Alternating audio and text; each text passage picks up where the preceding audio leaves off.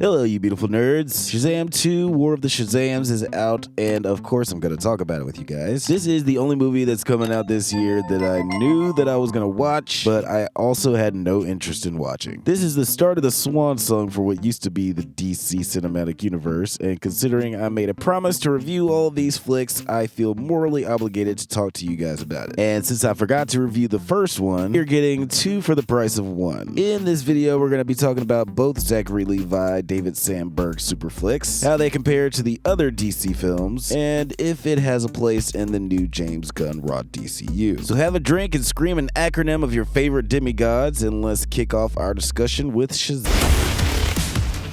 Teenage orphan Billy Batson is placed in a foster home with the nicest foster parents you could possibly ask for. But Billy ain't really about that life because he's still trying to do hood rat shit to track down his mom who lost him at a carnival when he was 10 years old. One day, Billy gets transported to another realm and offered the powers of... let me see if I can remember all the gods' names. Let's see. Samson, Hercules, Apollo, Zeus, Apollo again, and Meryl Streep.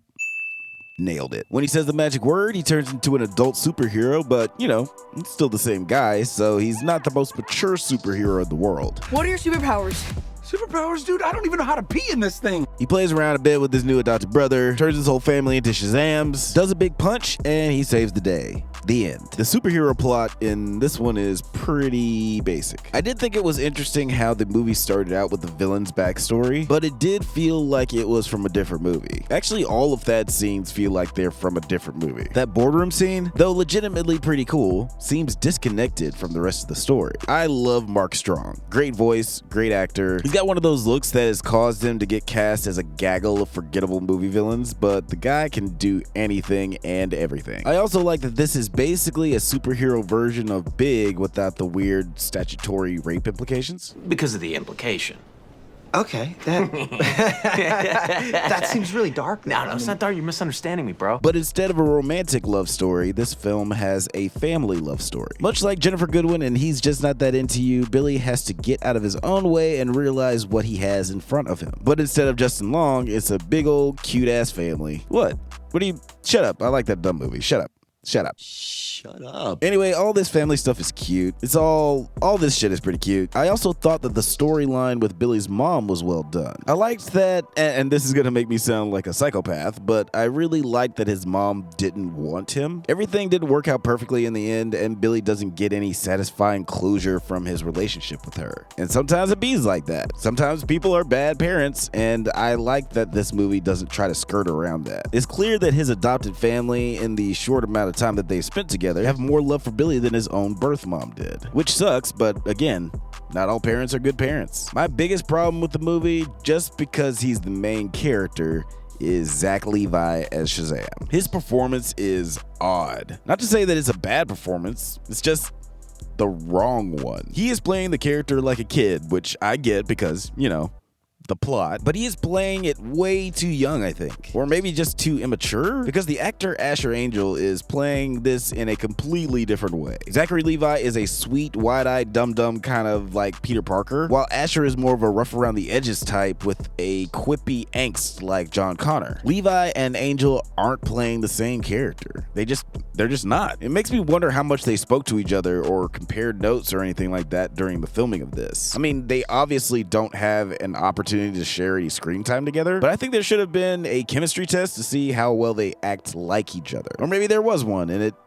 you know, just didn't work. Yeah, all the Shazam superhero stuff is pretty dumb. I felt the same way about Ms. Marvel, where I found myself way more interested in the human family stuff than anything that had to do with the bad guys. First of all, Jaimin Hansu's whole recruitment system is deeply flawed. He's just grabbing random people, teasing them with ultimate power, and then being like, nah, never mind. How long has he been doing this? How often does he do this? Let's say conservatively that he did this once a week for 100 years. That can't be the only bad kid that he encountered. There should be an army of people who were traumatized as kids who are searching for the power of the sins. I'm just saying. Then by the time we got to Billy, he's literally his last choice. Jaimin Hansu is like, well, I'm gonna die soon, so I guess you'll do. The relationship between Billy and Freddy and subsequently the rest of the family is what really holds the movie together and keeps it from being just a big old nothing burger. Decent cast and some fun moments, but all the superhero stuff ranged from boring to predictable, culminating in a big, ugly, smoking firefight by the end. I know a lot of people liked this movie, but to me it was like almost good. But the bad stuff just made it bad. Like, really bad. My ranking, I didn't love it. There were things that I liked about the first Shazam movie, and surely with this new film, the directors have figured out what worked and doubled down on the family, got creative with their villain, and thrust these fun Shazamily characters in the fantastically magical space they now find themselves in. Wait, what?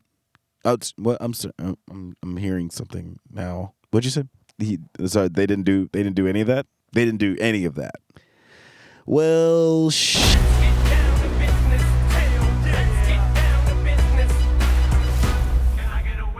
So the trailer for this movie put it behind the 8 ball a little. This trailer was terrible. It just looked like the most generic, uninspired piece of shit comic book movie. And sorry to break the news to you guys, but the whole Fast and Furious family joke is dead now. It's in a Shazam trailer. It's officially not funny anymore. So in this movie, little Billy Batson has grown up into an almost legal adult, but he still feels like he's not mature enough to lead a superhero team full of Shazams. He feels like he's the least competent member of the family, but that's only because he's totally right. He's the worst one. While he's going through this crisis of character, an ancient force that once wielded his powers has come back to reclaim what is theirs. Everything I did not like about the first movie seems like it has been multiplied in this sequel. From the first scene featuring the Shazamily, I was already annoyed. The scene starts with this bridge collapsing, and it's a pretty intense scene. Huge chunks of concrete and metal are falling on top of cars. Like, we don't see anyone die explicitly, but it's implied because we see cars get flattened and other cars or people fly into the water. It's a perilous situation to say the least. And then when the Shazam show up, it's like joke city. No one is taking this situation seriously. Levi is making bad jokes. Brody is making better jokes, but still not appropriate. And moments after we see someone get crushed by debris, there's a gag where Darla saves a bunch of kittens instead of people. Like, what the fuck is happening? Is this a children's? I guess it's a children's movie. But then they have like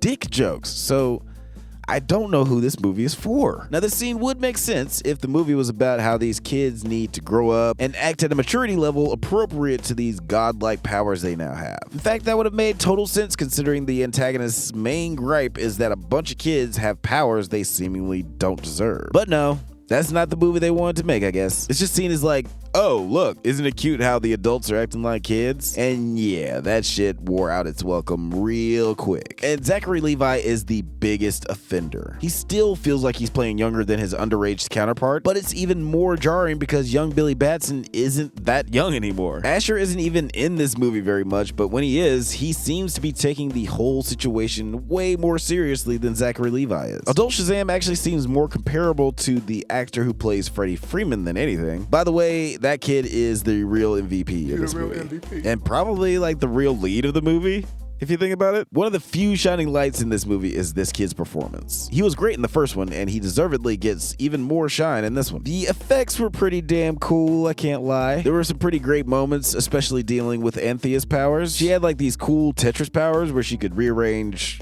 space or blocks. I'm not sure what the logistics of her powers are, but they looked cool. It did make me wonder how she isn't just crushing all of the people in the buildings that she's moving around. Like, I immediately thought about that scene from the Clerks show where all the people in the Transformer got squeezed like a fucking orange. I guess it's whatever. It's magic. One glaring problem with the film is that there are too many characters. It's a pretty cool moment when all these kids got powers in the last one, but there are just too many people to focus on. I think the only reason it's distracting is because all these guys have more interesting stuff going on than Billy does. I wanted to see more of what was going on with this guy because he doesn't even seem like he wants to fight crime. This guy is like freaking Reed Richards. Would have liked to see more of him. And it is a crime how little we saw Faith Herman and Megan Good in this movie. They are both adorable and should just, like, I want a weekly series with this character. Also, didn't get nearly enough out of Brody in this movie. Brody is one of those character actors that just makes everything better, like John Leguizamo or Allison Janney. Plus, unlike Levi and Asher, him and Jack Dylan Grazer are perfect casting as counterparts. I seriously would have enjoyed this movie so much more if this was about the entire family except Billy. like any member of the family except Billy. Grace Caroline Curry, who played Mary, was probably the most interesting character of the Shazams. She has a great screen presence, so I'm surprised they didn't give her more to do. She's trying to build a new life for herself while feeling forced to fight crime with her younger siblings. She wants to save the world with a job, not her powers. That story is pretty interesting, and we touch on this for a moment, but it's never really resolved. But again, there are too many characters in this movie, and as it is, the runtime is way too long. So I can see how her storyline ended up falling to the wayside. And let's talk for a minute about these whack-ass bad guys. Like, who the fuck are these people? I don't know that fool. Director David Sandberg explained in an interview that he wanted to introduce some original villains and go into a different direction than the comics, because in the source material, the Shazamily end up going through portals and having adventures in faraway magical lands. And honestly, that sounds like a dope-ass movie. I mean, a superpowered family on a fantastical adventure? That sounds cool as shit. Though that also kind of sounds like Quantumania, which you guys did not like, so never forget I said anything. But one of my biggest gripes about Captain Marvel and the Superman movies is that the character would be better utilized off-world. Some of Captain Marvel, no, not that one, but some of her best stories, hell, all of her best stories take place in space where she has to navigate some weird, goofy alien shit. It seems like that's where they're headed with the Captain Marvel sequel, and that could have been an interesting thing to explore in a Shazam sequel. But instead, we got these fucking two. Now, I love Helen Mirren and Lucy Liu, and Rachel Zegler is pretty good, though their age differences make absolutely no sense. But acting talent aside, seriously, who the fuck are these people? I don't know that fool. There's so many magical creatures and characters, and you decided to make up the most boring ones possible? They could have done something so interesting and like introduced the First of the Fallen, or you could have introduced Nurgle, that little weirdo. And if they really wanted to make every DC fanboy shit themselves, they would have introduced Clarion the Witch Boy. Can you imagine the back and forth between Clarion and Shazam? Plus, there's this interesting dynamic of him being a little kid. Sorta. It's ironic that they decided to come up with original characters in this movie so they could be more creative, but in execution, they just ended up creating the most generic, forgettable villains in recent memory. I love that James Gunn is in charge of this world now. He's never been afraid to get strange and utilize B-list characters to their fullest potential. We still got James Gunn projects from the Snyderverse world in the works, so I imagine he has a vested interest in keeping that world alive. And I can see Shazam existing in that universe. He just has to chill the fuck out, man. I can't take another movie of this character acting like this. It's too much. There were so many opportunities squandered in the making of this film. This could have been a refreshing new direction for the franchise. But not only did they decide to take the most obvious villain for Shazam and make him the hero of his own mediocre movie, they saddled Shazam with two forgettable bad guys and a generic punch the bad guy until you win storyline. To be honest, this story didn't really stick to me. It's like the least sticky movie I've seen in a while. Like, I'm writing this a day after I saw the movie, and I'm still having trouble remembering what the fuck happened. I'm reading through the Wikipedia right now to refresh myself, and like